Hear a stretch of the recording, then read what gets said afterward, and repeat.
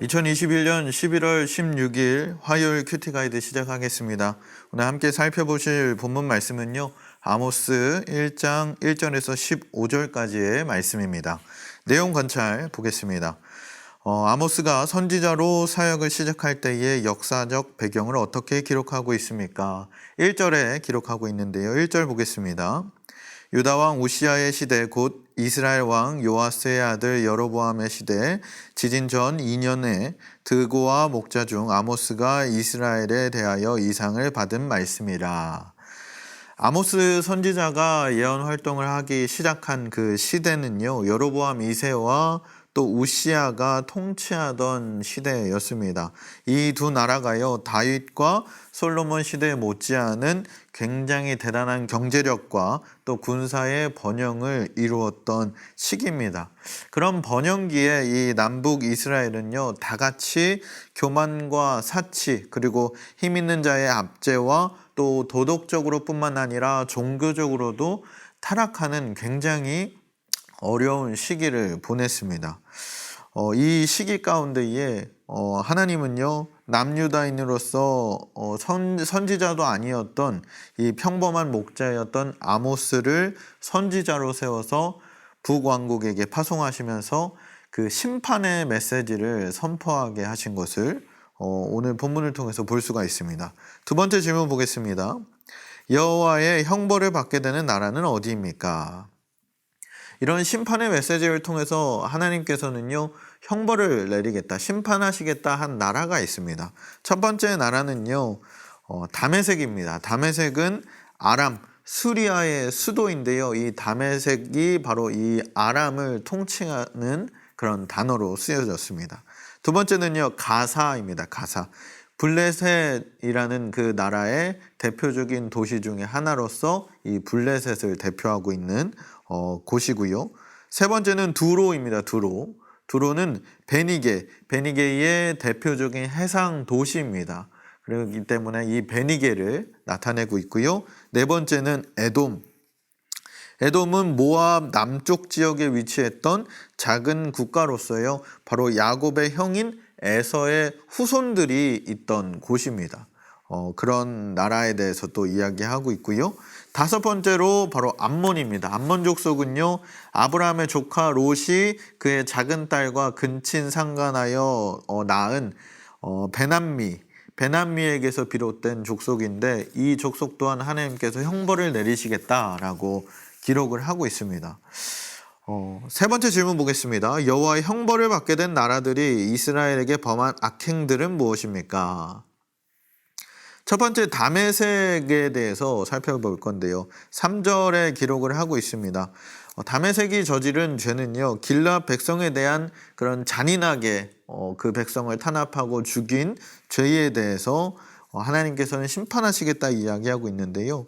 다윗 시대의 이 다메섹은 이스라엘의 지배를 받기도 했지만 솔로몬 때에는요, 자주 이스라엘과 싸웠습니다. 싸우면서 예후왕 말기에 이스라엘의 성읍에 불을 놓기도 하고 장정들을 칼로 죽이고 아이들을 때리며 아이벤 여인의 배를 가르는 굉장히 잔인한 그런 행동을 했던 것을 보게 됩니다. 이에 따라서 하나님은 진노하시고 이 다메섹을 심판하겠다 이야기하고 있고요. 두 번째, 가사의 죄입니다. 가사의 죄는요, 전쟁의 포로를 바로 에돔에게 팔아넘긴 죄를 말하고 있습니다. 6절에 기록하고 있는데요. 블레셋의 이 죄악은, 이 가사의 죄는 바로 대규모 노예 무역을 한 것에 대한 죄를 이야기하고 있습니다. 전쟁이나 여러 가지 상황들을 통해서 사로잡은 자들을 노예로 삼고 노예로 만든 그 사람들을 에돔에게 팔아넘기는 그런 죄악을 저질렀습니다. 그렇기 때문에 하나님은 진노하시고 이들 또한 심판하겠다 이야기하고 계시고요. 세 번째, 두로의 죄입니다. 두로의 죄는요, 9절에 등장합니다. 형제 계약을 맺은 나라의 백성을 이들 또한 에돔에게 팔아넘겼다라고 이야기하고 있어요. 아모스는요, 이 두로가 형제 계약을 지키지 않았기 때문이다. 그래서 심판을 받게 될 것이다 라고 이야기하고 있어요. 이스라엘 백성들을요, 에돔에게 팔아넘긴 죄에 대한 그런 원인들을 묻는 것입니다. 네 번째, 에돔의 죄입니다. 에돔의 죄는 11절에 등장하게 되는데 형제된 백성을 잔인하게 대한 것에 대한 죄를 묻고 있습니다. 에돔은 누구의 후손이라 그랬습니까? 바로 야곱의 형인 에서의 후손들입니다. 그렇기 때문에 이 이스라엘 백성들과는 형제 국가를 맺은 그런 나라였어요. 그런 국가였습니다. 그런데 다윗 시대에는 이 에돔이 바로 이스라엘의 속국으로 있었는데 그런 것들이 마음에 들지 않았는지 항상 이스라엘 백성을 향한 끝없는 분노가 그들 가운데 있었습니다. 그래서 이 이스라엘 백성을 긍휼히 여기기는커녕 그들을 칼을 가지고 쫓아간다거나 그 분을 품고 그들을 죽인다거나 또 잔인하게 대했던 것을 보게 됩니다. 다섯 번째요, 암몬의 죄는요 13절에 등장하는데 영토 확장을 위해서 다른 나라 백성을 잔인하게 학살했다라고 이야기하고 있어요. 암몬 역시요 다메섹과 같이 영토 확장을 위해서 다른 나라의 백성들을 잔인하게 죽였던 것을 보게 됩니다. 이에 따라서요 여호와께서는 바로 이들을 심판하고 이들 가운데에 형벌을 내릴 것이다 라고 이야기하고 계신 겁니다. 연구와 묵상 보겠습니다.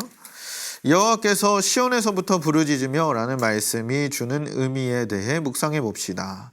2절 말씀 보겠습니다.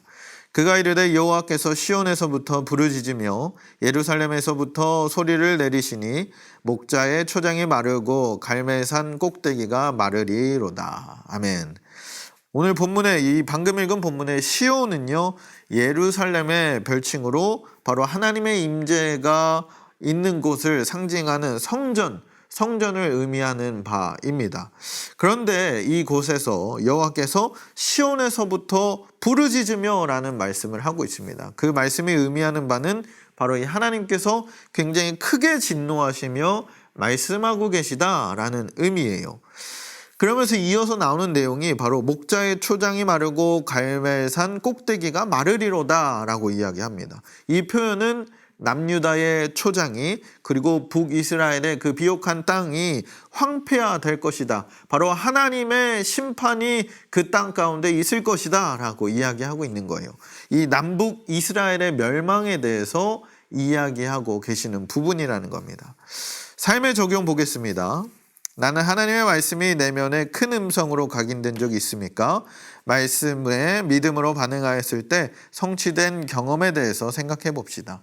우리 사랑하는 성도 여러분, 오늘 우리는요 이 본문 말씀을 통하여서 이 아모스 선지자가 예언한 말씀을 통하여 우리 마음에도 큰 음성으로 각인되어야 할 줄 믿습니다. 오늘 본문이 우리에게 주는 교훈은 이거예요. 하나님은 역사의 주제이신 하나님이라는 겁니다. 하나님이 이스라엘의 하나님뿐만 아니라 이 세상 전체를 주관하고 계시는 그런 역사의 주제이신 하나님이라는 거예요. 그러므로 다른 어떤 것을 의지하고 다른 어떤 것을 위하여 살아가는 것이 아니라 오직 하나님만 의지하고 살아가야 할 것이다 라고 오늘 본문이 드러내고 있는 것입니다. 우리는요 평안할 때 또 마음에 안정이 있을 때 더욱더 하나님을 잘 섬기는 자들 되어야 할 줄 믿습니다. 이 세상 것을 얻기 위해서 하나님을 떠나는 어리석음이 바로 우리 성도들과 저의 가운데에 없길 간절히 소망합니다. 오늘 하루 살아가실 때요 우리의 믿음과 신앙을 지켜내지 못하고 변질된다면 그 결국에는요 하나님의 심판이 기다리고 있음을 우리는 마음속 깊이 새겨야 합니다. 이 세상 속에서 어둠을 밝히는 빛으로 또 부패를 막는 소금으로 살아내시는 우리 맑은 샘 광천교회 모든 성도분들 되시길 주님의 이름으로 축복합니다.